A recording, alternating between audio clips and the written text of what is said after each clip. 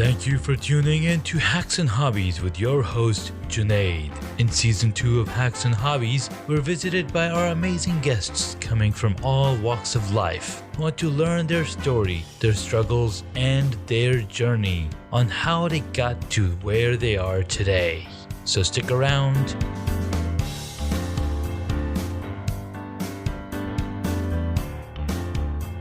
In this episode, I get to speak with Hani Mourra. He's a creator and founder at Repurpose.io. And what is Repurpose? Repurpose enables you to automatically publish audios and videos to multiple platforms. And I've been using it with Hacks and Hobbies for some time. And what's funny is I discovered Hani through Engel Jones. And that was an excellent exercise, a episode or a experience when I got to be a guest on Engel Jones' episode. And he at the end of the episode, he mentioned, he's like, you totally need to connect with Hani. He's got this really cool vibe around him. And I was like, you know what? Let's do this. And Hani's been doing content marketing, automation, live video, podcasting. And as you guys all know me, I'm all about that content marketing, content automation. And hence, here we are talking to Hani. Hani, thank you so much for taking the time to come onto the podcast. My pleasure. Thanks for having me here. You're welcome, man. So once I discovered about you through Angel, I think I might have connected with you before Angel mentioned. But you know how connections go on LinkedIn. You see the initial connectedness and then like, oh, this is going to be a good connection. We can do so much more from there. And then it just kind of goes out under the radar unless you have a good CRM system and like, all right, this is what I'm doing. I'm going to be on point and connecting. So learning about you back in, I think either it was February or it was before that, maybe January even. And learn a lot of cool stuff and about you and how you just, stumbled upon this softwarepreneurship and building plugins for WordPress. So, how did that all start? And before that, what were you doing? Yeah, I mean, I went to school, university for computer engineering. Mm-hmm. I've always been like a nerdy or techie kind of guy. Mm-hmm. So I got a computer engineering degree, got a job working in software, and quickly became like in that role, became like a project manager kind of role. It's fun. I realized I didn't enjoy the coding as much, but I enjoyed the creation and kind of seeing things come to life, like the execution piece. So I got involved in that role, but then I just keep getting this itch. Like besides being a techie software guy, I've always been a video guy. Even as a kid, that was always the guy. Spend like 5 days editing a video, family video from a family vacation. Yeah, put it all together so we can all sit down and watch it and enjoy the final product. And I love that journey of just taking video and editing it and putting it into a story. Anyway, so one day I was just sitting there. I said, you know what? At first I started blogging about video because that was my passion on the side. And then one day I just said, you have a passion for video / content. You have a skill set that's related to software. You can manage teams and you have a little bit of software engineering, coding experience. Why don't you put them together? And that was an exciting moment. I didn't know what it was, but I knew that moment was exciting. I was like, that's it. I got to follow this and see kind of where it leads me. Yeah. So at that point, I didn't know what I was going to create, but I knew I had to create a software related to video. And those were like the two kind of like guiding lights for me at that moment. And that was probably around 2012-ish, maybe. Mm-hmm. Around 2012. So I've been blogging for a couple of years and then had a bit of an email list, but not much. But so anyway, so I basically took this idea of, I said, what do I do every day or every week when I produce content for my blog that I don't like and that I can automate? And for me, at that time, it was taking YouTube videos. I'd make a video for YouTube, upload it to YouTube, do all the SEO and title, description, everything. And then sometimes I'd forget to put it on my blog because I just moved on, right? Move on. You spend a lot of effort making the content, and then you put it on YouTube, then you move on. Yeah. And then you're like, oh, forgot to put it on my blog. And then go copy the embed code, make a blog post. I'm like, man, I wish I could automate that stuff because it's Yeah. kind of annoying. I just want to put the content out and move on to the next piece of content. So that's how the first idea was. One of my first WordPress plugin was me kind of solving my own problem, which was Yeah. annoying task of copying embed code, making a blog post, pasting it into my blog. So I hired somebody to help me build this first kind of prototype WordPress plugin that take videos and put them on your blog automatically. Yeah. That's really cool. And a lot of people, you know, whenever you come up with an idea, it's because you're scratching your own itch. You know, the guy who came up with the little stick with a little hand on the back of it was trying to scratch his own back. Literally, yeah. Literally so scratching his own back. It's like, I can't get back there. Maybe I can use something. So that's really cool. And now he's out there making millions selling those back scratching hands. Yeah, that's true. Literally, yeah. He's scratching his own itch. Literally, I've never heard that example. It's so true. And so I really like that, you know, and I see that, you know, you're doing online video coaching, which is really funny because you started this back in 2009, and this is something that I'm trying to get into, but focusing on iPhones or smartphones. Smartphone, yeah. But I'll be honest with you, I struggled. I started blogging in 2009. Yeah. And about video. And I'm making every week I put up content about teaching something about video, video editing, video marketing. But then I struggled for a few years because I didn't know how to monetize it. You know, I would run ads and do like affiliate promotions, but that's whatever. It's small stuff there for me. Yeah. It wasn't as exciting. And then everyone's telling me the natural path is to make a course and teach it, and sell it, and that's, you know, that made a lot of sense. But I was never excited about it. Yeah. I tried coaching, and I've tried a little bit of coaching, and you know, we got results and stuff, but I didn't enjoy that process. And then when I said, oh, create a software for video, to me that was like, wow, you know, that's my zone of comfort. That makes sense. That's what I love. And then that's why I was excited, even though I didn't know what the product was. I knew this is what I needed to be doing. All this blogging for a couple of years and understanding SEO and video marketing, all that stuff is going to come in handy and building a little bit of an audience. But I was meant to create software for this space, and that felt right. And that's when I pursued it. It wasn't, you know, I wasn't pushing hard my video marketing. I never made a course. I never sold a program. Yeah. I could have. I knew a lot. I could have put it together, but it didn't feel right to me. And then software was just, bam, light bulb moment. That's when I was excited. Like I knew, I didn't know like how far it's going to go, but I knew I had to try. No, that's really powerful because you're combining two different things into one thing. Your love for doing blogging, but then you're also creating content, but then combining that with software development, and that's what you went to school for.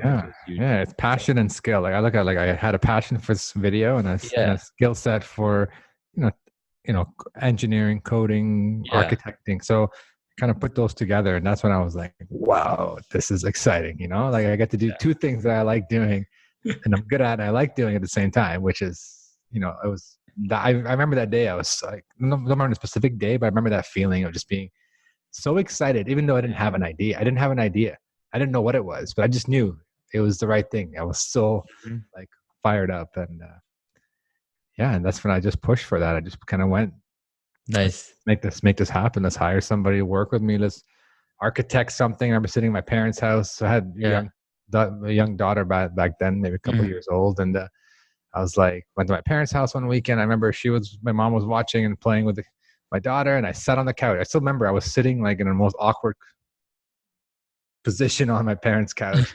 Had a big piece of paper, and I was literally drawing block diagrams. Like, right, I want this, and I want to talk to this API, and I wanted to grab this kind of data. And I was listing like everything so detailed.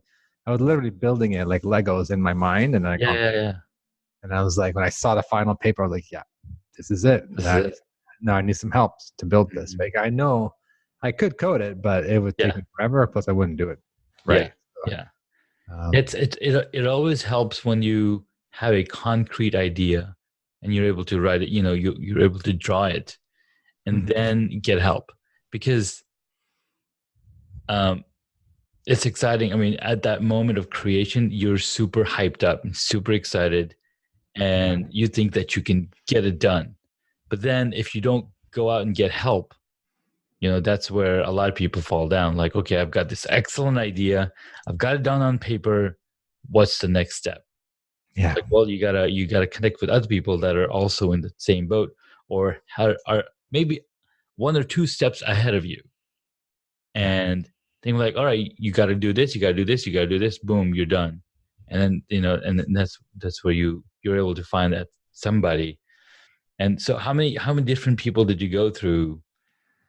Yeah, it's a great question, actually. Right. First, I went through. I was excited. I wanted to get started right away. So went back then. It was called what was it called? Now it's called Upwork, but what's it called? Mm-hmm. Anyway, I forgot what it was called. I had a Elance, I think. freelance, and they would call something else. Anyway, long story short, it was like I went through somebody. I didn't do a lot of vetting. I just posted my requirements. Mm-hmm. Okay, here's what I want, kind of skill set. And then I said, first bunch of people applied. No, I listed, I basically said, I already have the full, I knew what I was going to build. I Yeah. described it. I talked to a few people. It's okay, you're hired. And he pretty much said, here you go. Here's my idea. Make it This happen. is- make That it- was, that was the biggest mistake. That was the biggest mistake. I handed it. I just said, here you go. Oh. Can you build this? And he's like, of course. Yeah, no problem. We'll build it. And then like weeks go by. I'm like, okay, what's going on? What's going on? Can I see something? Oh no, this and that, and excuse after excuse. And after about a month, I've already paid about half the amount Uh. contract. I got pretty much nothing. And I'm like, you know what? This is not working out. Just give me what you have, Yeah. in whatever state it's in. And then, we're going to go our separate ways. Obviously, we're not compatible. So I lost some money on that, but Yeah. I got pretty much nothing. But Mhm. I was like, I learned a lesson. I said, you know what? It's not that I rushed in hiring. Right. It was more about I handed the whole thing off as one project. I was like, here, take Yeah. this. And it was a big project. It's Mhm. not like, build a plugin that does the one little thing. It was it had a lot of features in it. Mhm. So next guy, I interviewed a little bit better. But also once I did a lot of little tests. And I said, okay, let's build this piece where I connect my YouTube account to the WordPress plugin. Mhm. Let's deliver that. It delivers that, I would pay. And then, okay, let's build a piece where we, get a list of all your YouTube videos. Mhm. Okay, so incrementally I was handing off, and I think that worked out better for both of us because I didn't Yeah. overwhelm the person who was developing it. Mhm. And they had a little more clarity. They had, piece by piece. They got the whole picture, but they were building Yeah. it piece by piece. Was testing it piece by piece. So my approach was a lot different, and it worked out a lot better. And we're still working with that same person. How many years That's now? Like 8 years later. it's crazy, right? And that makes sense because um developers, they want concrete, and I've worked with the developers myself, being in user experience area for so many years. It's very hard to like tell one person, hey, this is the whole thing I want it done. So you got to basically break it down into sprints, and that's what you essentially did, right? Basically, yeah. And it was Right. just like, This is the first sprint, get this done, then we'll go to the next level. yeah, even though in my mind I was like so excited, I wanted to see the final product, but I Yeah. knew the first mistake I did is like, let's test. Make sure that we're compatible, like we Mhm. can communicate well. He's enjoying himself. I'm getting good results. So we did it in a whole different approach, and that was probably like the biggest mistake turned into the best thing that ever happened because that was only the WordPress plugin. Yeah. It only got more complicated as we build more software. So Mhm. um, yeah, so I And was that makes, yeah, that's cool. happy to make that mistake early. Oh yeah, absolutely. Because you do learn from those mistakes. And if you don't make, I mean, if you had success the first time around, then you're in this bubble, like, okay, Mhm. everything works this specific way. But Yeah, not really. Yeah. And the other area of help, which is something that really helped me grow quickly. Not only grow as a softwarepreneur, I guess, a person who's creating software in his business, Yeah. was not, I had a small email list of video people, like people follow my blog and they're on my email list. And they knew I'm a video guy, right? I know what Yeah. I'm talking about when it comes to video. Yeah. But it was a very small list, maybe under 1,000 people. Still a big I list. it's yeah. I mean, not. I mean, Yeah. today's standards, it's In very today's small. standards, yeah. But for Yeah, somebody who's starting out. yeah. I was starting. I was happy with it, but I knew if I launched that software to those people, Mm-hmm. it wouldn't be enough. Like, I wouldn't get a lot of traction. Sure. So we ended up doing. It's a bit of a story. I won't get too much into it, but basically, I met somebody by helping somebody. I was helping somebody out edit some videos, Mm-hmm. and that person turned out to. He was responsible for a video marketing course. I was under part of his company, Mm-hmm. and so anyway, long story short, one day I was helping him edit some videos because he was actually making a podcast, which comes in interestingly. Ah. But I didn't know what a podcast was back then. But I was editing a video, and he said, "Yeah, I'm going to rep the audio and make a podcast." I'm like, "Okay, sure, whatever podcast." I don't know what that is, but okay. Anyway, then we started chatting, and I'm like, "Let me show you something." We're on Skype. Let me show you something. And I showed him the plugin, and he's like, "Whoa, what's this?" I'm like, "This is something I'm kind of building on the side." He's like, "Oh, this is awesome." And I have a customer base of like tens of thousands of people who've bought video marketing courses from Mhm. us. Why don't we partner up and we can promote this together? Yeah. I was like, whoa, all right. And that sounds good, right? Very targeted audience. JV. Yeah. Well, no, we went in like Not a JV, but business part. Like, we're a business partner. It wasn't even like an affiliate thing. It was like, right. oh, well, we'll own this product. Like, you'll sell it like it's yours, and Mm-hmm. I'll develop it, and you take care of the marketing. Yeah. And so two good things happened there. One is I just focused on development. I didn't have to worry about marketing something Mhm. because he took care of that. He had the experience. He had the audience. So it got me to focus on just building it. And the second, we got in front of a lot of people quickly. Like, we had a beta group very quickly. Then for the day we launched it, Yeah. like, we ironed out a lot of glitches with the beta group, but I was nervous the day we launched it. Mm-hmm. We put a cap. He was smart. He said, "You know what? It's the first time launching a software. Let's put a cap of 100 people." Okay. Yeah. So cap it at 100 is good for marketing as well, but it's also good for like, let's not go out there and like explode all these people's WordPress sites and crash them in one day, right? so we got it out, So we got it out there, and 100. Like, he sold 100 in like a day or two. Like, it was gone quickly. I'm like, Mm-hmm. this is exciting. Yeah. And then the support tickets came in. Oh man, that's when I was like, holy smokes! It's just, when you build software, it's about support. Yes. You gotta be able to support, especially on WordPress, because WordPress is a very dynamic platform. Everyone's got different plugins and different themes, and Oh yeah. It's right, great. you don't know what's compatible with what, right? There's so many combinations out there. So boom, we sold 100. A bunch of support tickets came in. We were like up. I was up all night doing support tickets, and a couple websites went down. I went in, fixed them. There was a bit of a chaos. I learned a lesson. All right, before we Yeah. launch again, hire somebody else and let's get them trained. So two of us got on there. We launched it for another 100. We sold another 100. It was more stable. But I guess the point of the lesson was partnering up with somebody was a very great move for me, because I was not only financially, like, it was, financially it was good, but it was more like, it gave me confidence to say, okay, wow, I built something that all these people are spending money on. And then we're getting a lot of good feedback, and I was like, wow, like, it gives you that confidence. Well, man, I came up with this idea that's just to solve the pain point. Exactly. If I did it to my own audience, it would have been very small and not have given me the confidence to build the next plugin, which basically evolved from the first plugin. Yeah. So, and then in the support aspect, I learned quickly, like, you got to get support people trained and available to help. And those are the two lessons that kind of helped me get the confidence and also get comfortable launching another software. Yeah. And so basically a year later is, through a business partner, I learned about podcasting and I got involved in that. But this time I said, you know what, I wanted to learn the other side.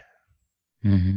So not just the development side. I wanted to do the marketing side and kind of, mess up and then figure out and just kind of be more of the face of the product. Yeah. And so when I launched the podcasting plugin, which was almost like a spinoff of the YouTube plugin that we did, almost, and a similar Yeah. concept, but obviously different.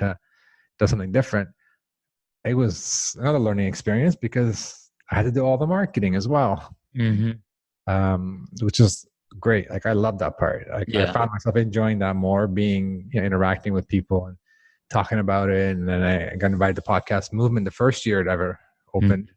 Yeah. And then I gave a 30-minute demo there of that Nice. plugin. I just launched it. So I started realizing, wow, I'm enjoying more of this kind of being, I don't say marketing, but kind of being, yeah, it is marketing, being the face Yeah. of the product and just kind of Being being the out face. there with the customers, like, face to face, in person, at conferences. Um, so I really enjoyed that part. And if I did it with my business partner, I wouldn't have had that opportunity to try that out.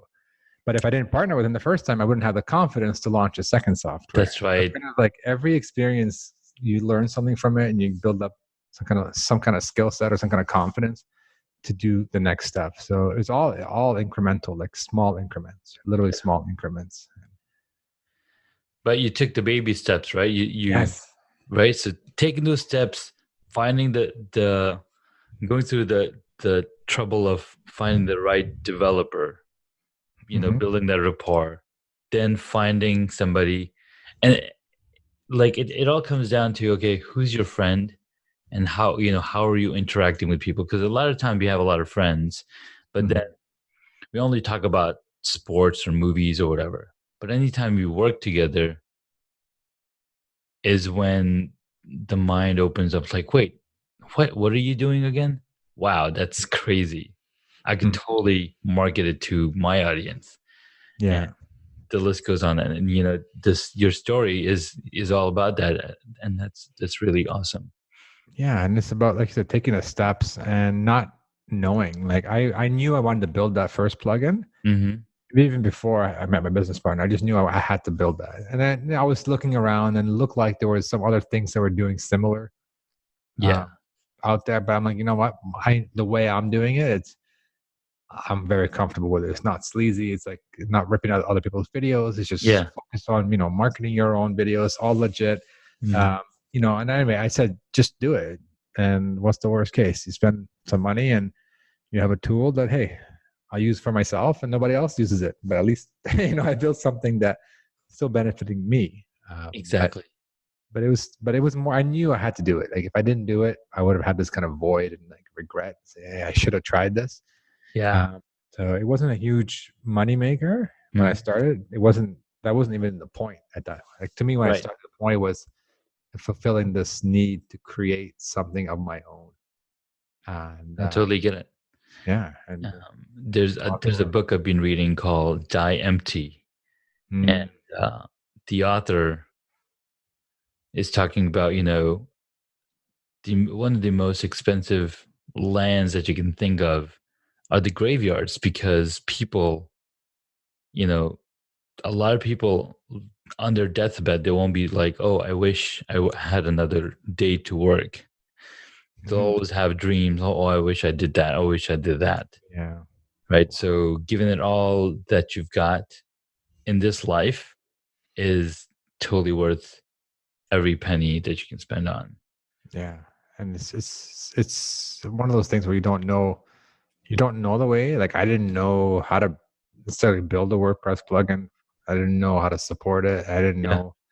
I didn't know. I just exactly. knew that I had to build it, and then Mhm. we'll kind of figure out the pieces as we go along. Yeah. Because you can't have all the answers in front of you. Otherwise, No, everyone will be doing it. It'd be too easy, no, right? it'd be too easy. And then what was great is, having that problem to solve. Yeah. Once you see the problem from both sides, like, oh, this is what I want done, and this is where I'm at. So having that starting point also definitely helps.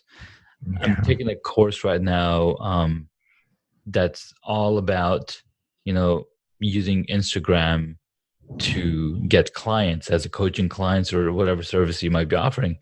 And she's like, all right, this is a course about Instagram, but before you even get to how to use Instagram, you've got to know what you're about, Yeah. right? Know what you're about as a person and what business and what talent you can bring. So then you can be very specific about what you're offering. So people know, okay, I want somebody who, like, anytime you're all over the place, it's hard for somebody to recommend you. But anytime you're like, oh, this person can teach me how to lose weight using yoga, and I have these specific conditions, or, for example, being super niche. Like, one of the examples she was giving is helping mothers lose weight who've just given birth using yoga and who are also working. So that's super niche, right? Wow. Yeah. Right. And once you figure that out, now you know exactly who your target audience is. And you Yeah. can seek out and market to those people what you're offering. Yeah. Wow. That's so true. It's so true. And for me, it evolved. Like, I didn't know, Yeah. like, I knew video, people who create video online, right? Who want to market with video. Those were kind of my initial people. But, as the years went by, I released a podcast plugin, and, you might think, oh, wow, what's podcasting got to do with video? Mm-hmm. But it's about what I kind of learned about myself through this process is, like, I loved helping content creators. Whether you're creating content via podcasting, via video, via live video now, like in the past couple of years, it doesn't matter. You're creating content, you want to put it out to the world, and basically I build software tools to help you automate that. That's kind of my specialty, right? The automation of your content. Because, I mean, I didn't know that when I first built my plugin, but that's how it became, from the YouTube plugin to the podcasting plugin. A year later, the Facebook Live plugin. And then a couple of years later was the Repurpose, which is a whole content platform that takes audio videos, puts them on different platforms for you. So they all really tie together, and all the tools complement each other very nicely. Mm-hmm. I didn't know I was going to build Repurpose, like 8 years later. No, exactly. I knew at that time that I had to, build something that was exciting for me. I just kind of enter into this world of creating. I've always been a creator, whether I created videos, now creating software or videos. It's like an evolution of your own mind and your own abilities and how you are as a person, because we're constantly growing. Yeah. And I guess my point was, nobody knows when they venture to something, they don't know where it's going to lead them. Exactly. So it doesn't mean you shouldn't try it. Yeah, absolutely. You definitely need to take that leap of faith that what you're thinking is going to help others as well as you. And if it doesn't help others, you're learning a lesson through that process. Yes. What's going to work and what's not going to work. And then you can tweak it and then turn it around and continue tweaking, because an airplane leaving airport in New York going to California won't be facing, or going to LA won't be facing LA the whole time. You make adjustments. Exactly. Interesting. Yeah, you're right. That's so interesting. Dude, reading all these books over the years, they have so many different analogies that talk about the same thing. It's like, oh, okay, that's pretty good. That's great. Yeah. So, okay, that's really cool, man. I love that journey, and in some ways, I can relate.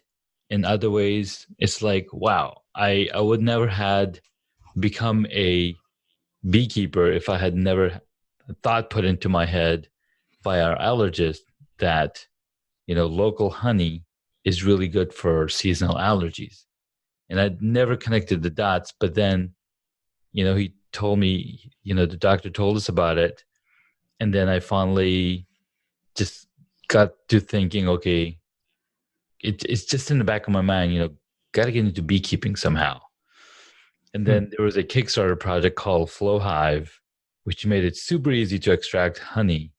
Like, you don't have to pull the frames out. You don't have to bother the bees. You just click, and, you have your honey flowing directly into a jar. I was like, what? Are you Wow. serious? Yeah, this is a father and son back down in Australia. They spent over 10 years perfecting this product, and then they finally, had a Kickstarter project. And I was like, all right, I'm keeping an eye on this thing. I Wow. don't have the Cool. space or area to, get into beekeeping right now. And finally, 2 years ago, I was like, all right, I'm ready. We've got the Mhm. space. Let's get this rolling. And then I started, watching more videos and learning about beekeeping. Like, well, first of all, you need to, connect with local beekeepers. So kind of like the same, figuring out that, you want to do this one thing, create something of your own, have something of your own, have beehive or have your own, career into whatever it is. You just got to take that first step and trust yourself. Yeah. If you're excited about it, Yeah. it's usually good. Like you're going to learn something. You're going to reach your goal. And if you don't reach your goal, you're going to learn something. But if you're not excited about it, don't bother. Like, Yeah. don't pursue it if you're not excited about it, because you're going to have a lot of ups and downs very quickly. I know, Mhm. like, for example, like the first step I took, I hired somebody and I lost a couple $1,000 and I got Yes. nothing. And I'm like, well, I should stop now. It's a waste of my time. But if I stopped, I wouldn't Yeah. have five softwares, in the next 5 years after. So I knew, Exactly. like, that was this roadblock. I was bummed. I mean, I was Mhm. making money. It was just, that's my own money. I invested. Yeah.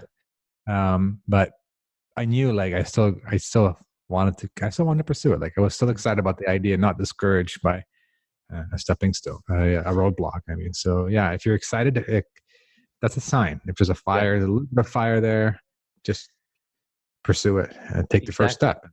No, the other thing that I noticed, like, is, you know so you had a fire within you. You were able to find somebody, fail, find another person, do it a different way. Now, from a support perspective, sure, you had your own support, but Mm. did you also have external support from your family, from your wife, from your kids, etc., right? So that's also important. Yeah, absolutely. I mean, maybe my parents, my wife didn't really know what. What you're I taking mean, they on. know what I was doing, but they didn't understand the scope of it. Sure. It was hard, right? We just had our first Yeah, daughter, and yeah. young, and was putting late nights, and but the family's always first. But my Yes. wife, she knew, like, she would tell me sometimes, like, I don't know what you're doing, but you're excited about it, so Yeah. just do it. Like, just Keep good for doing it. you, excited for you, right?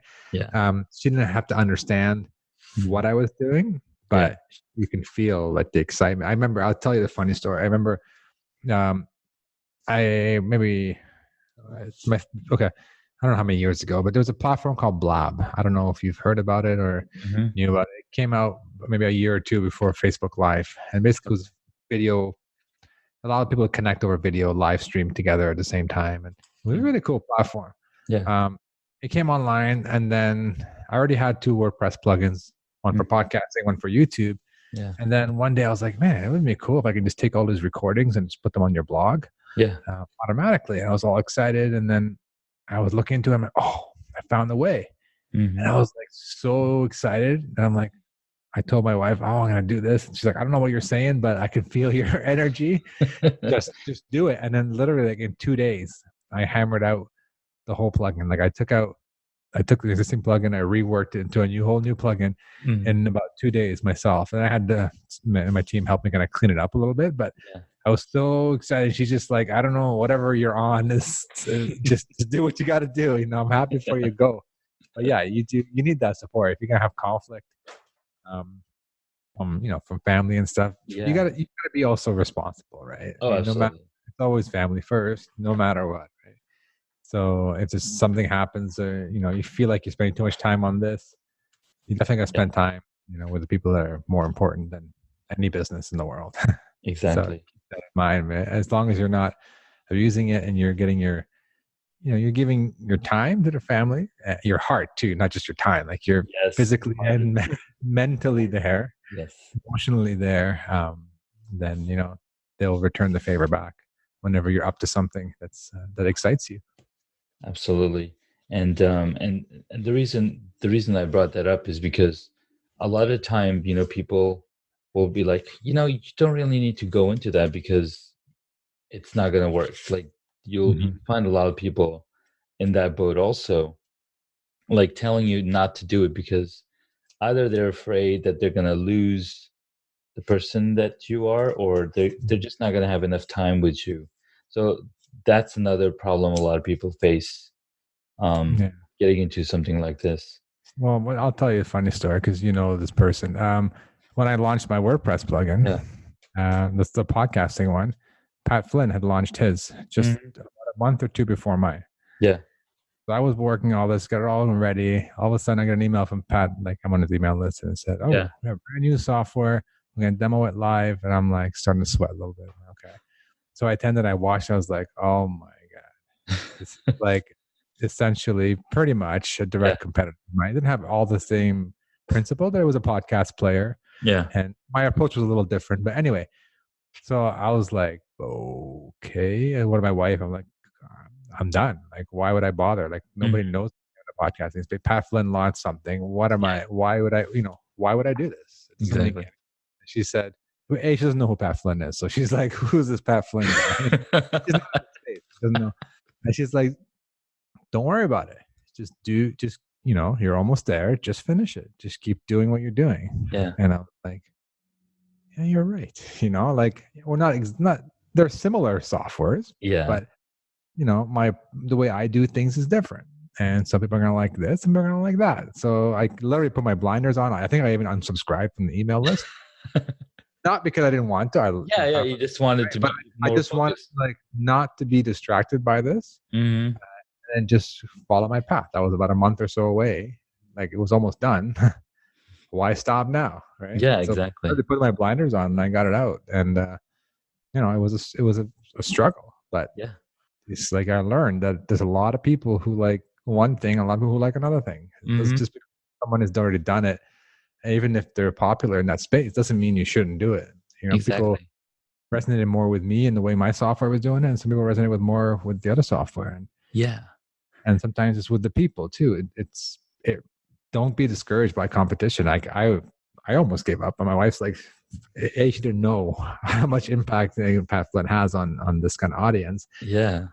She's like, "It doesn't matter, right? You just Yeah. do your thing." And I'm like, "Oh, wow! I needed to hear that. I needed someone to tell me that." Oh, absolutely. It's so important when you hear that because, and the example that I give whenever people ask me, why should I go into this when somebody's already doing it? It's like, well, Mr. Walmart didn't say, oh, Kmart's doing all this business. I should totally not do it.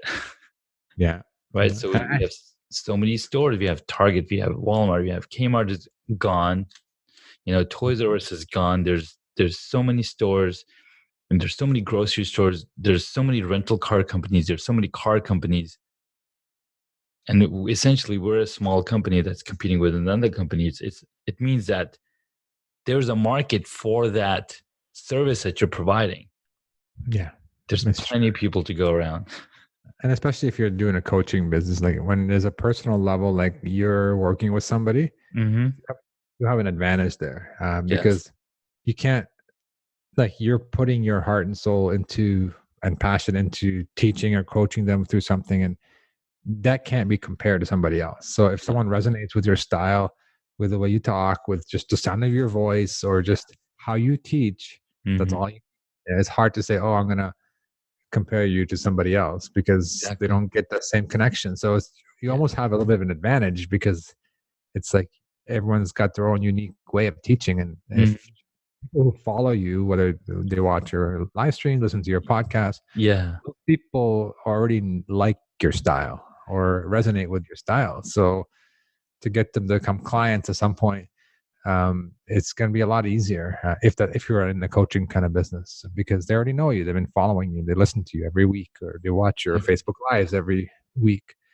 So yeah, and so don't be just because someone else is doing it. Don't Yeah. be discouraged. And it's hard. I know. I did it myself. Like I Yeah. almost released a podcast plugin when I was doing the video plugin. I'm like, oh, there's another plugin out there that does something similar. Why am I doing this? Why am I spending all this energy and money on this? And you kind of talk yourself out of it. Yes, yes. Yeah, And that's the funny thing too, right? Once you start doing something very specific, you'll start seeing that yes, exact stuff for yeah, everywhere else. almost everywhere. I'm like, yeah, well, how come I never seen this before? And I was like, but your mind, your focus is on that one thing, so you're Yeah, gonna start noticing it amazing. more. Yes, Exactly. it's so scary. It's intimidating, but It it is, happens. yeah. You focus when you're trying to buy a new car. Yeah, You're you trying to see buy. that same car You see everywhere. that same car everywhere. I'm like, I've never seen this car before. All of a sudden, it's everywhere, right? It's kind of your mind is getting more attentive to these things. So yeah, Yeah, don't. It's normal for anybody, for it's everybody. normal. What's funny is, for the longest time, I really like Tony Horton of P90X. Mhm. Like, I like his style, and a lot of people are like, who is this guy? He's so like, why is he talking random stuff while teaching you? Like, and it's funny, that's why Beachbody has so many different instructors, because every instructor has a totally different way of teaching. And you're Mm. totally right. People resonate with that style, and they'll go with what they know and what resonates with them. So I was like, I like his style, I'm going to stick with what he's teaching. And then there's Sean T came out with his insanity workouts. I was like, he's pretty good, but he's no Tony Horton. Like, I'll go back to Tony Horton anytime, any day, right? Yeah, So that's pretty interesting. Cool, man. yeah, Great points. Well, I really love listening to your journey and stories. Lots of funny stories, really driving the point of, you got to stick to your guns, stick to your goals, and, to achieve your goals, you got to stick to your path and just keep going, yeah, plowing through. yeah. Let your Awesome. passion lead the way. That's what I. Yes, let the passion lead your way. Let it be your guiding light. Guiding light. Yeah, follow the Yes. light. Follow the light. All right. So at this point, when we have, we've got your journey and story, I've got a few questions that I like to ask my guests. What is one hobby that you wish you got into? And you mentioned a lot of different things, but I'm sure there's a hobby out there that you didn't have enough time to put into. That's a good question. I would say, I mean, as a kid, even now, I wish I learned how to play the drums. Oh I man. don't know why. Something about the drums is it's cool. I don't know. I wish I learned. But um, no, I'm not musically inclined in any way. Mm-hmm. But I'm not terrible. But I'm not like I never really took. I took piano lessons when I was young Sure. for a very small period. But drums always intrigued me. But never Yeah. had the Same. opportunity to learn. Same here. I wish I had the disconnected rhythm bodies to be able to play drums. And I think I met one of my managers at one of my jobs. He was a drummer, and he's like, I could teach you how to play drums. And he's like basically tapping on my fingers like the different beats, and I was like, dude, this Wow. is easy. So he like taught me a totally different way. I was like, dude, I need to learn some drum skills with you. Very nice. Never happened. All right. Next question. What is your favorite movie or TV show? Favorite movie of all time is The Matrix. Oh, yes. Yes, Awesome my movie. all-time favorite. I just watched it recently. Like when I was Me playing too. somewhere, I love that movie. The more you watch it, you're like, oh wow, this is so. It's mind blowing. Yeah, So, all right. So, who is your favorite superhero? And we've got a lot of superheroes going around this time around. yeah. To be honest, I was never a big superhero guy. Like never big, not a big sci-fi. I know I Sure. love The Matrix, but I'm not a big like sci-fi superhero kind of guy. So I wouldn't be able to Maybe answer that. Neo is your favorite superhero, Maybe you, yeah, I guess so. I guess he's a superhero. There you go. I like right? that. Nice. All right. If you were a board game, what would it be? There was a board game. I would probably be. I don't know. That's an interesting question. I'll say Connect Four. It's a Connect Four. All right. Well, simple, but still a challenging game. yeah. I loved that game when I Awesome. was a kid. Nice. Very cool. All right. Where can my audience find you? Actually, if you just go to hanimourra.com, it's Hani Mourra. HANIMOURRA. Yeah, and it's got links to my Facebook, Instagram, Perfect. vlog, all that stuff. All one page, simple one pager. Awesome. I'll be sure to include those links to the podcast, show notes, and This was a great conversation, man. Thank you so much for your time. My pleasure. Thanks for having me on the show. Awesome. Have a good day. Thank you for listening to Hacks and Hobbies. You can find additional information on the guest today on their website, hacksandhobbies.com. Please feel free to subscribe to the podcast so you don't miss out on upcoming interviews with amazing guests.